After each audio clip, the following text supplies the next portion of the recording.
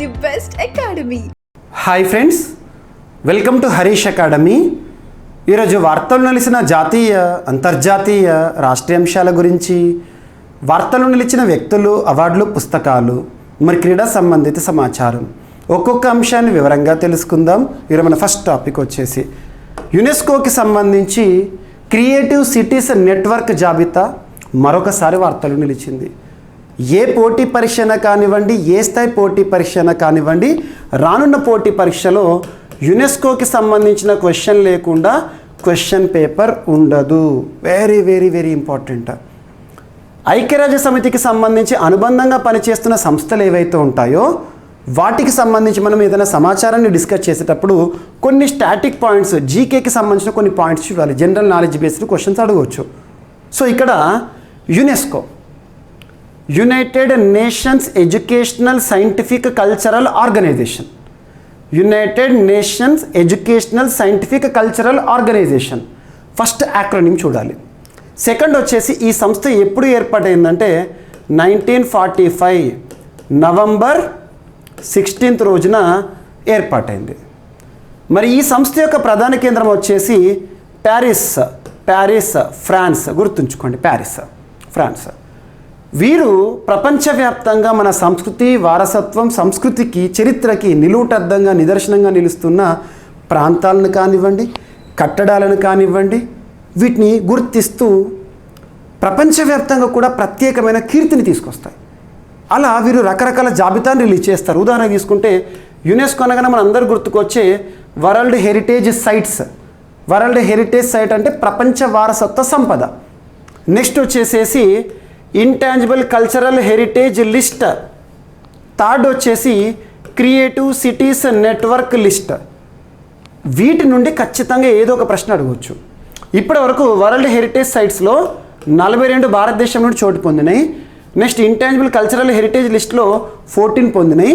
UNESCO Creative cities Network జాబితాలో మరొక 2 ఈ November month. So November month first రోజున 2023 రోజున చోటు పొందుతూ వార్తల్లోకి వచ్చినాయి. యునెస్కో క్రియేటివ్ సిటీస్ నెట్వర్క్ జాబితాలో 2 పట్టణాలు. ఆ 2 పట్టణాలు ఏ రంగంలో గుర్తింపు పొందినాయి, యునెస్కోకి సంబంధించి ఏ జాబితాలో చోటు పొందినాయి అని అడుగుతారు. సో ఇక్కడ యునెస్కో క్రియేటివ్ సిటీస్ అంటున్నాను. ఒక సిటీకి ఒక క్రియేటివిటీ ఆధారంగా, ఒక నైపుణ్యంతో గుర్తింపు ఇవ్వడం అన్నట్టు. అలా గ్యాస్ట్రానమీ, ఉదాహరణకు హైదరాబాద్ ఉందనుకోండి, గ్యాస్ట్రానమీ ఫీల్డ్లో famous, food related. Film field అనుకోండి, బాంబే ఫేమస్. అలా ఒక సిటీ డెవలప్మెంట్లో ఏ క్రియేటివిటీ అయితే బ్యాక్బోన్గా ఉంటుందో వాటితో పాటు గుర్తించడం. అలా ఇప్పటివరకు ఈ రెండింటి ఇంక్లూజన్తో భారతదేశంలో యునెస్కో క్రియేటివ్ సిటీస్ నెట్వర్క్ జాబితాలో 8కి చేరింది సంఖ్య. ఏంటా 2? కేరళ రాష్ట్రంలోని కోజికోడ్ నగరము సిటీ, సెకండ్ వచ్చేసి మధ్యప్రదేశ్ రాష్ట్రంలోని గ్వాలియర్ సిటీ. ఏ రంగాల్లో అంటారు? కోజికోడేమో లిటరేచర్, సాహిత్య రంగంలో, గ్వాలియర్ వచ్చేసేసి మ్యూజిక్, సంగీతంలో ఈ జాబితాలో చోటు పొందింది. Very very very important. India's both nominations have been included. నామినేషన్స్ని ఇంక్లూడ్ చేసింది యునెస్కో క్రియేటివ్ సిటీస్ నెట్వర్క్ జాబితాలో. ఒకటి మ్యూజిక్లోనేమో మనకి గ్వాలియర్, కోజికోడేమో లిటరేచర్. Very very important. వీటి చేరికతో మొత్తం 8కి చేరింది యునెస్కో క్రియేటివ్ సిటీస్ నెట్వర్క్ జాబితా. అండ్ నెక్స్ట్ వచ్చేసేసి యునెస్కోకి సంబంధించి వరల్డ్ హెరిటేజ్ సైట్స్ ఇప్పటికీ 42. చివరిసారిగా శాంతినికేతన్, నెక్స్ట్ వచ్చేసి Hoysala temple complexes. Next intangible cultural heritage జాబితాలోనే ఇప్పటివరకు 14వది దుర్గా పూజ 2021లో. సో ఇలా వీటికి సంబంధించిన సమాచారం యునెస్కోకి సంబంధించి ఖచ్చితంగా క్వశ్చన్స్ అడుగుతారు. ఓకేనా? అండ్ నెక్స్ట్ వచ్చేసేసి దేశంలోనే మొట్టమొదటి రాష్ట్రంగా అరుణాచల్ ప్రదేశ్. లాస్ట్ 2021లో డిస్కస్ చేసాము, 2022లో డిస్కస్ చేసాము, ఇప్పుడు 2023లో మరొకసారి డిస్కస్ చేస్తున్నాం. అరుణాచల్ ప్రదేశ్ రాష్ట్రంలోని జీరో లోయ ప్రాంతంలో గిరిజనులు పండించే, అపటాని గిరిజనులు వాళ్ళు ఉంటారు కదా, ఆ గిరిజనులు పండించే ఒక కివీ ఫ్రూట్ ప్రత్యేకత ఏంటంటే దేశంలోనే మొట్టమొదటి ఆర్గానిక్ కివీ ఫ్రూట్ అనగానే అరుణాచల్ ప్రదేశ్ మనకు గుర్తుకొస్తుంది. ఈరోజు మరొకసారి వార్తలోకి వచ్చింది, Arunachal Pradesh is the first Indian state, దేశంలో మొట్టమొదటి రాష్ట్రం organic certification of kiwi, organic certification పొందుతూ వార్తల్లోకి వచ్చింది. So very very important. ఇవన్నీ కూడా government websites, Press Information Bureau, మీకు ఇటువంటివి మినిట్ టు మినిట్ కరెంట్ అఫైర్స్లో బ్రేకింగ్ న్యూస్ లాగా నేను ప్రవీణ్ సార్ వాట్సాప్ ఛానల్ని కూడా ప్రారంభించాను. ఈ ఛానల్లో చూడండి, మీకు every minute to minute update ఏదైనా ఇంపార్టెన్స్ వచ్చిందని డైరెక్ట్గా పోస్ట్ చేసేస్తున్నాను, ఇమేజెస్తో పాటు మ్యాటర్ కూడా తెలుగు ఇంగ్లీష్లో. అండ్ ఈ ఛానల్లో మీరు చేరాలనుకుంటే, ఫాలో అవ్వాలనుకుంటే Praveen sir classes YouTube channel ఉంటుంది కదా, అందులో కమ్యూనిటీ పోస్ట్లో కానివ్వండి, రీసెంట్గా విడుదలైన వీడియోస్లో కానివ్వండి, షార్ట్స్ వీడియోస్లో కానివ్వండి, కామెంట్లో కానివ్వండి, మీకు లింక్ దొరుకుతుంది. ఆ లింక్ ఆధారంగా మీరు ఫాలో అవ్వచ్చు. సో ఖచ్చితంగా మీకు minute to minute update WhatsApp మనం రెగ్యులర్గా ఓపెన్ చేస్తాం కదా, అలా ఓపెన్ చేసినప్పుడు ఎంతో కొంత నాలెడ్జ్ ఇవ్వాలి అనే ఉద్దేశంలో భాగంగా ప్రారంభించాను. అండ్ నెక్స్ట్ వచ్చేసేసి FATF ఫుల్ ఫామ్ ఏంటి? Financial action task force. Financial action task force. దీన్ని గ్లోబల్ వాచ్ డాగ్ అంటారు. గ్లోబల్ వాచ్ డాగ్ దేనికి సంబంధించి? గ్లోబల్ వాచ్ డాగ్ అంటే అబ్జర్వ్ చేస్తుంది.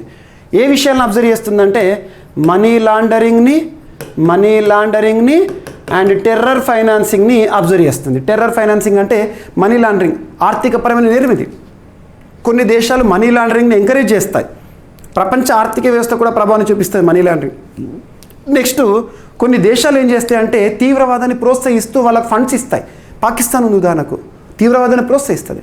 అలాంటి దేశాలను గుర్తించి వాళ్ళను FATF ఏం చేస్తుందంటే గ్రే లిస్ట్ కానీ బ్లాక్ లిస్ట్లో కానీ చేరుస్తుంది. ఇది హెచ్చరిక, ఇది దారుణం. బ్లాక్ లిస్ట్లో FATF సంబంధించి చోటు పొందింది అంటే ఇక ఆ కంట్రీకి ప్రపంచంలోని ఏ దేశం కానీ, ఏ అంతర్జాతీయ ఆర్థిక సంస్థ కానీ, వరల్డ్ బ్యాంక్ కానీ, IMF కానివ్వండి, ADB కానీ, ఏ బ్యాంకు కూడా రుణాన్ని ఇవ్వదు. సో అలా ఆర్థికపరమైన నేరాలకు పాల్పడే దేశాలు, తీవ్రవాదాన్ని ప్రోత్సహించే దేశాలను అబ్జర్వ్ చేస్తూ ఉంటుంది. ఈ సంస్థ 1989లో ఏర్పాటైంది. ఈ సంస్థ యొక్క ప్రధాన కేంద్రం వచ్చేసి ప్యారిస్, ఫ్రాన్స్. గుర్తుంచుకోండి. రీసెంట్గా కేమన్ ఐలాండ్స్ ఈ దేశాన్ని FATF గ్రే లిస్ట్లో చేర్చింది. గతంలో మనం FATF గురించి ఏం డిస్కస్ చేశాము? పాకిస్తాన్ని గ్రే లిస్ట్ నుండి తొలగించింది FATF అని అంటే మంచి పద్ధతి తొలగించడం. చేర్చడం అంటే గుర్తింపు, దారుణమైన విషయం. FATF నుండి సభ్యత్వాన్నేమో రష్యా కోల్పోయింది. FATF రష్యాని సస్పెండ్ చేసింది. ఇవన్నీ కూడా మనం రీసెంట్గా FATFకి సంబంధించి డిస్కస్ చేసిన అంశాలు. Next GST, goods and services tax, మరొకసారి వార్తల్లోకి వచ్చింది. ప్రతీ నెల కూడా మొదటి వారంలో మనం ఖచ్చితంగా డిస్కస్ చేసేది GST, goods and services tax. ఒక పరోక్ష పన్ను.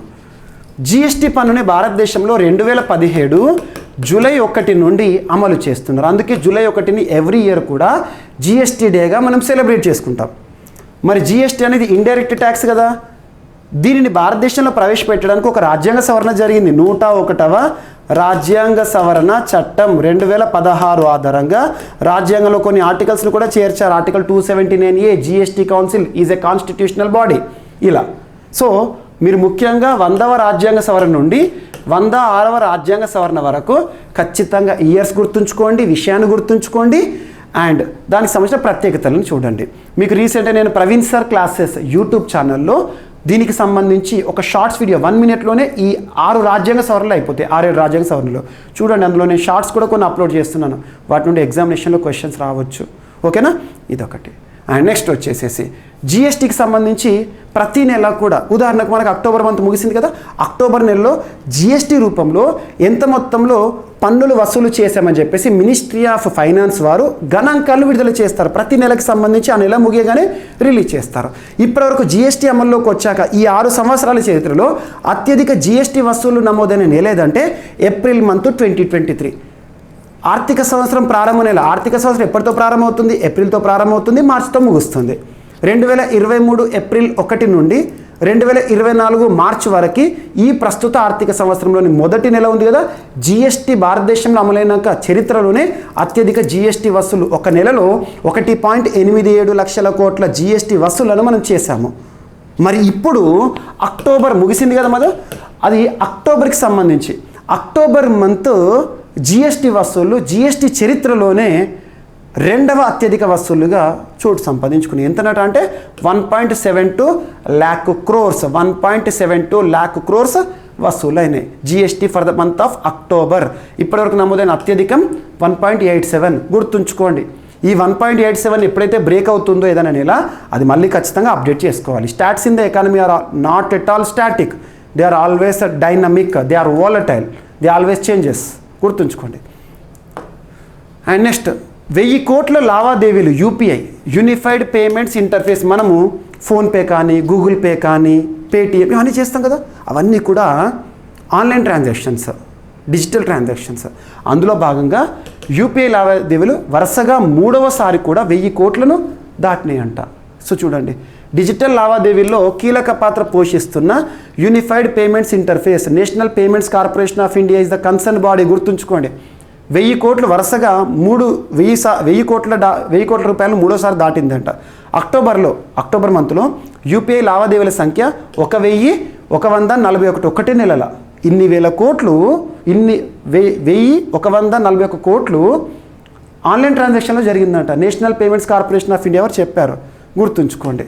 ఓకేనా, ఇదొకటి మనకి ఇంపార్టెంట్. సెప్టెంబర్లో యూపీఐ లావాదేవీలేమో 1056 crores, అంతకుముందేమో ఆగస్టులో 1024. కన్జిక్యూటివ్ ఆగస్టు సెప్టెంబర్ అక్కడ 3 నెలలు కూడా 1000 కోట్లు 1000 కోట్లు 1000 కోట్లు ఇక మనకు పెరుగుతూనే ఉంటాయి. ఎందుకంటే ఆన్లైన్ ట్రాన్సాక్షన్స్ పెరుగుతున్నాయి, ప్రతి ఒక్కరు కూడా, ఈవెన్ చిన్న చిరు వ్యాపారులు కూడా ఆన్లైన్ ట్రాన్సాక్షన్స్ తీసుకుంటున్నారు. ఇది గొప్ప పరిణామం అని చెప్పుకోవచ్చు.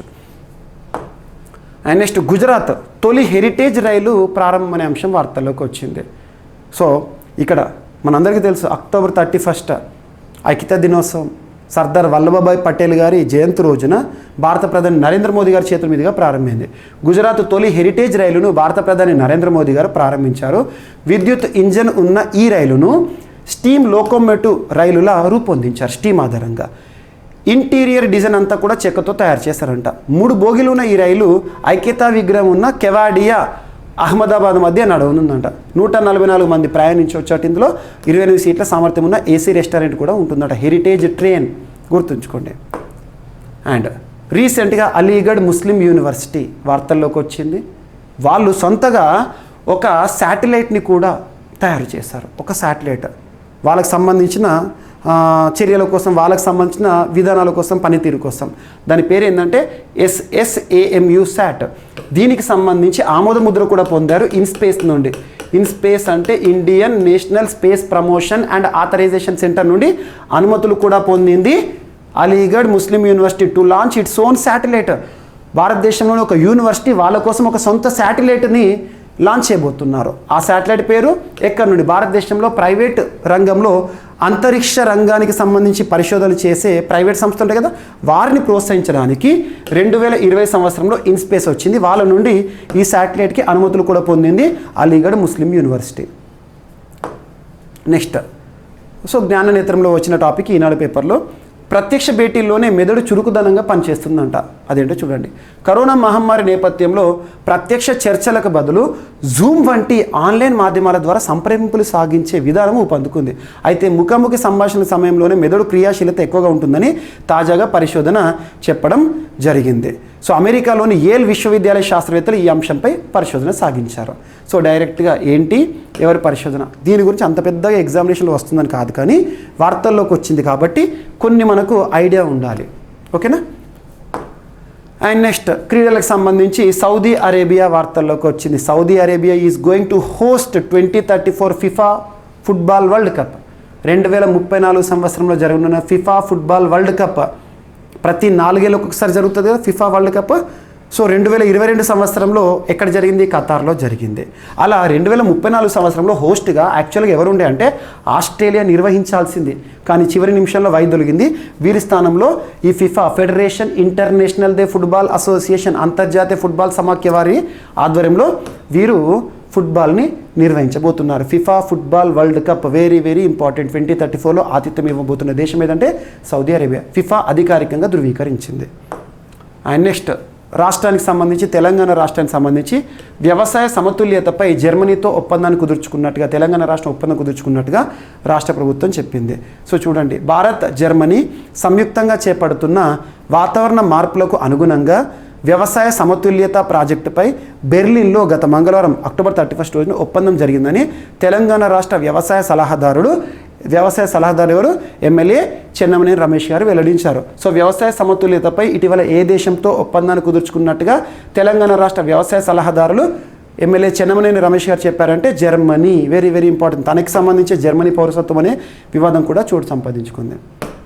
సో ఇక్కడ వార్తలు ఇచ్చిన అంశాలు, యునెస్కోకి సంబంధించి క్రియేటివ్ సిటీస్ నెట్వర్క్ జాబితాలో మరొక 2 నగరాలు చోటు పొందినాయి, మొత్తం సంఖ్య 8కి చేరింది. అండ్ అరుణాచల్ ప్రదేశ్ దేశంలోని మొట్టమొదటి రాష్ట్రంగా ఆర్గానిక్ కివీ ఫ్రూట్ సంబంధిత అంశంతో. అండ్ FATF కేమన్ ఐలాండ్స్ని గ్రే లిస్ట్ నుండి తొలగిస్తూ వార్తల్లోకి వచ్చింది. అండ్ GST అత్యధిక వసూళ్ల పరంగా 2వ అత్యధిక వసూళ్లు అక్టోబర్ మాసానికి నమోదైనాయి. అండ్ UPI వరుసగా 3వ నెల కూడా 1000 కోట్ల మార్కుని దాటింది. గుజరాత్ తొలి హెరిటేజ్ ట్రైన్ అనేది ప్రారంభించడం జరిగింది.